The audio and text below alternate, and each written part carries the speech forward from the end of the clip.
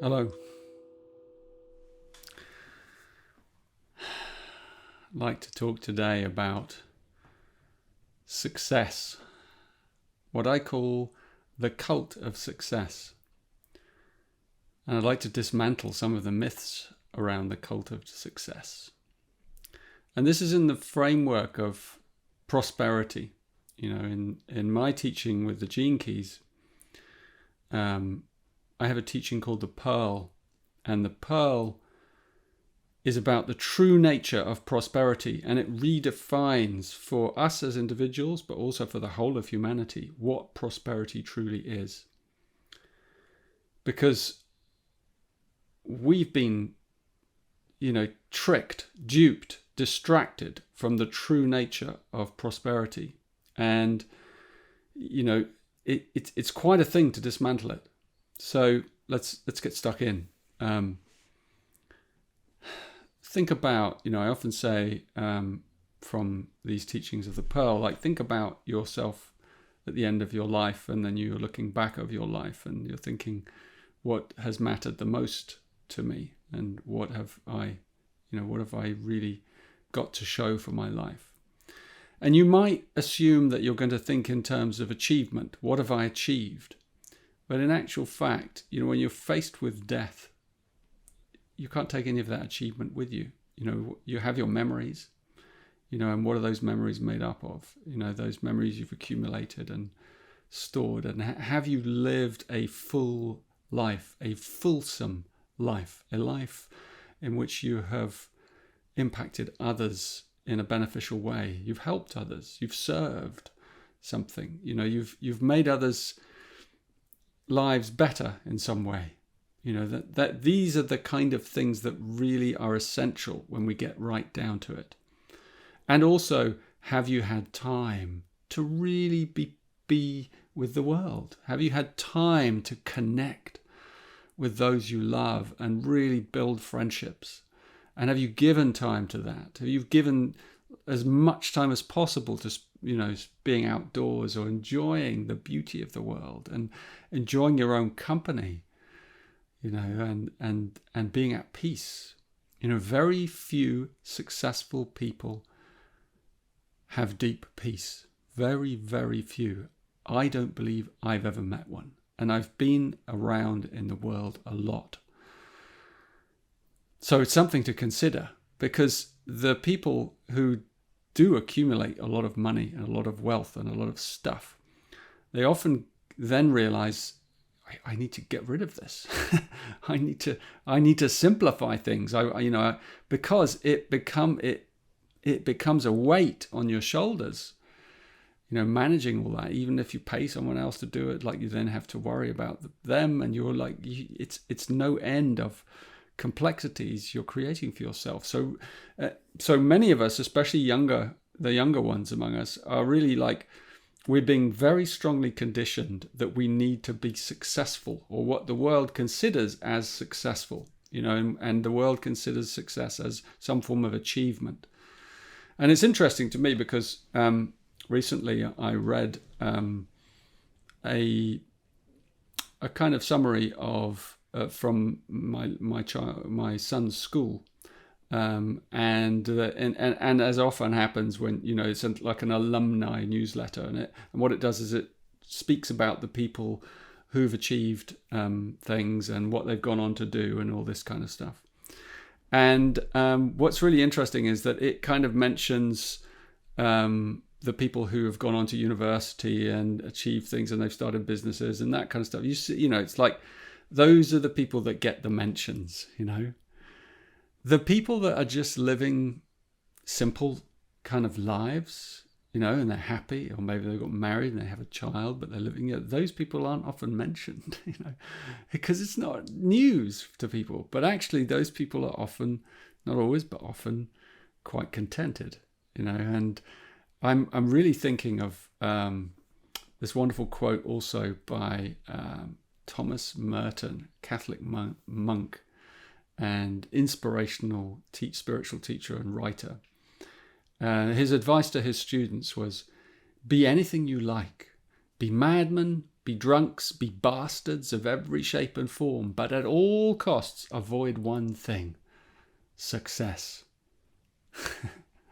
And I love that. I love that. The fact that our planet doesn't need more successful people. What is a successful person? I mean, you have to define that for yourself, but what the planet really needs is contemplatives, lovers, storytellers, poets. It needs musicians. It needs people who really tune into the creative spirit at the heart of Gaia. Gardeners. It needs stewards. That's what we all ultimately are. Because success comes at an incredible cost, especially modern day success. In order to earn your multi-million, thing, although you may have helped, many families, and I'm not against wealth, right? But I'm saying, I'm just laying out some questions for us to consider. So along the way, there's a lot of resources that are consumed in the pursuit of success and wealth. An awful lot of resources are consumed, and being used in order for us to climb up and be at that point of, here's my success, material success. So we have to really think carefully about what does success really mean? I mean, Thomas Merton really, he didn't clarify particularly what he meant by that, but that's a powerful thing for a powerful man to say, a wise man. Yeah, so these are things I'd like us all to consider. Like, what is it that, makes your life, a success, a true success? Is it that, material wealth? Is that, we know that doesn't make us any happier. We know that it doesn't buy us time. We think it's going to buy us time, but it doesn't. It ends up costing us time, huge amounts of time. And imagine what that time could have been spent doing. For some people it's wonderful. They get very fulfilled by it. Yes. And yet it's also an addiction. It can be an addiction. It keeps us distracted from the essential, and it keeps us in a state of anxiety, actually, or kind of adrenaline anxiety. And so it really impacts our health profoundly. The fast-paced, rat race to the top. Yeah. So I'm not against any of these things. And I think we have to ask these very deep, important questions. Now more than ever, we have to ask them. What is this success that we're all seeking? Well, not all of us, but many of us, that we think we need to achieve, this notoriety, this fame, this recognition, this, through our social media, we need to be seen. We need to be, always like witnessed. And yet, can we cultivate deep calm? Can we look inside our soul and come to the true nature of our being? Because if we're doing all that, we're not doing this. We're not looking within. We're not following a path of deep self-inquiry. And that takes courage to do that. Only when you're ready, actually, can you do that. To look within, to have a contemplative journey inside yourself, to really consider, who am I? Why am I behaving like this? Why am I chasing this? Why, stop to ask yourself why. Why am I chasing this dream? Is it the right dream? Many of us have these big dreams. Is it the right dream? Imagine you finding your way all through your life to the end of that dream, and then you have that dream, and it's not the dream that you really wanted. It doesn't deliver. It hasn't delivered. It hasn't delivered fulfillment because of the collateral damage that's occurred along the way. Maybe your relationships, maybe your children, maybe your family. Life is wonderful. Life is simple. Life doesn't require I mean, it's like I think of Jesus, actually saying, consider the lilies in the field. That wonderful sermon. Consider the lilies in the field. They don't toil. They don't work. They don't spin. And what he was really saying perhaps is exactly this, that life doesn't demand as much of us as we demand of ourselves.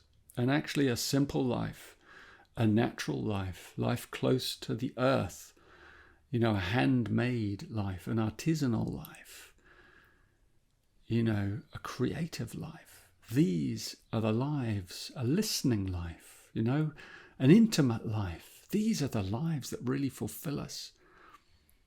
So when you're dreaming about the perfect life, open yourself up to the possibility that it could be much closer than you think.